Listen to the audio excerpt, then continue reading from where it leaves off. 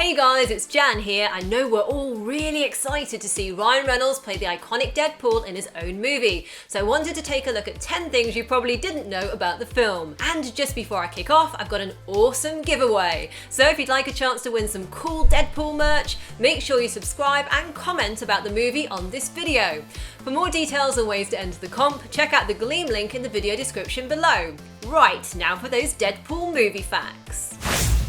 To produce Deadpool's scarred look, makeup department head Bill Corso created thin, semi-transparent silicone prosthetics that showed muscles, blood and tissue under the skin. It took around 4 hours to get Ryan Reynolds ready, and he wore 10 of those super thin silicone prosthetics on his head and for one scene even had them applied all over his body. According to Reynolds, the prosthetics felt like he was wearing a wet diaper on his face.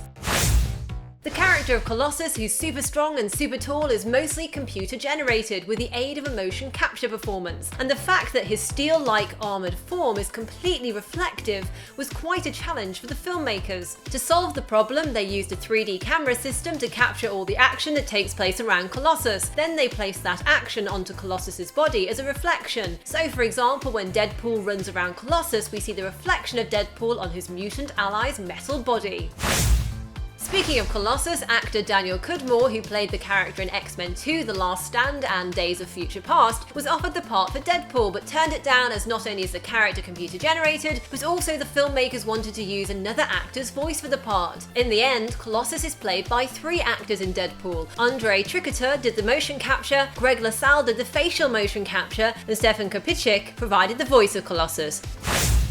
When it came to Deadpool's fight scenes, the filmmakers wanted to combine badass stunts with playful wisecracking. So Ryan Reynolds took cues from none other than heavyweight boxing great Muhammad Ali, not only in terms of Ali's moves in the ring, but also with regards to Ali's technique of trash-talking his opponents both before and during a match. In fact, actor Skrein has said that the clashes between his character Ajax and Deadpool in the movie are reminiscent of Muhammad Ali versus Joe Frazier. Stunt coordinator Philip Silvera created a hybrid style for scenes where Deadpool fights with his signature katanas. The style mixes tactical thinking, Japanese and Chinese sword work, and the kind of strikes used in Filipino martial arts. And speaking of Deadpool's katanas, Ryan Reynolds has said on Twitter that he's named them Bea and Arthur, presumably because in the comic books the merc with a mouth just happens to be a huge fan of actress Bea Arthur, who starred in TV comedy The Golden Girls.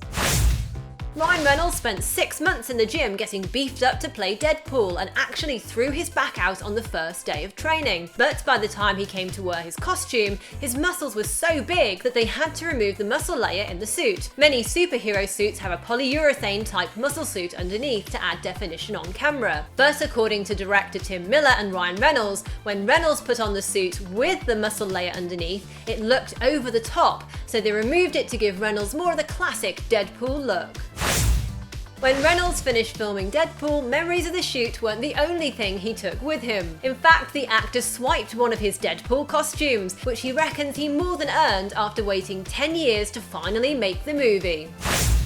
Deadpool may be R-rated, but apparently there was still some stuff that was deemed just too offensive to make it into the final cut. One particular bar scene featuring Ryan Reynolds and TJ Miller as Deadpool and his pal Weasel was cut down because, according to director Tim Miller, it went too far and was particularly mean and offensive to so many people. But even the final cut of the movie proved too much for China, where the movie's been refused permission to screen in cinemas due to its violence, nudity and graphic language.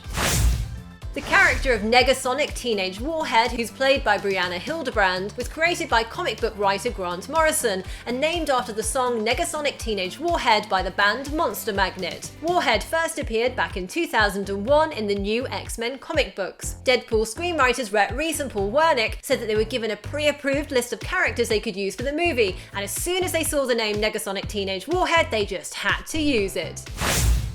Former mixed martial artist Gina Carano certainly isn't afraid of doing her own stunts in movies like Haywire and Deadpool, but there's one thing she does absolutely detest, and that's spiders. When filming a fight scene between Colossus and Carano's character Angel Dust, the MMA star turned actress spent a considerable amount of time getting thrown around in the dirt at a junkyard, getting the messiest she's ever been in a brawl. But the main thing on her mind throughout the shoot was whether the crew had actually done a spider check before they started filming. Now now, what are you most excited about for the Deadpool movie, and what would you like to see in a sequel? Let me know in the comments below.